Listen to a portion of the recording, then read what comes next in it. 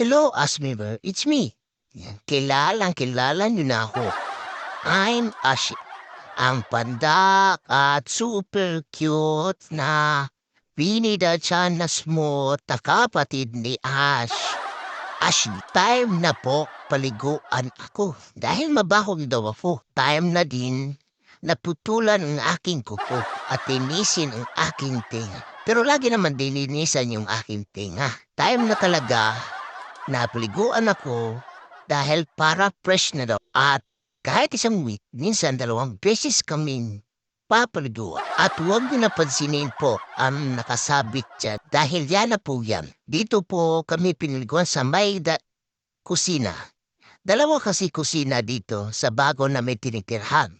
Kaya ang isang kusina is yun na talaga yung aming paliguan. Isang kusina din dito, yun ang hugasan ng mga plato ng aming mga parents. At dito na kusina, ang kusina namin dito kami papaliguan at dito din sinasabunan yung aming mga puwet at mga bowl na pinagkainan namin. At taita muna mga batuta. At shoutout pala ako kay Ma'am Tindera ko. Dahil po, isa po siya sa malaking tulong po na nagawa sa aming mga batuta. Hindi po dahil sa kanya, hindi po kami nakalipat din. At iwan ko lang po, sabi ni Daddy, hindi niya alam kung sino yung nagpadala sa kanya para po makabiyahe ang mga ibang gamit at makatransfer kami. Nakabayad po siya ng truck. Hindi niya alam kung kanino yung pera na yun. Dahil nasend ng sa Gcash niya. At agad-agad siyang nag-transfer noong December 31 talaga.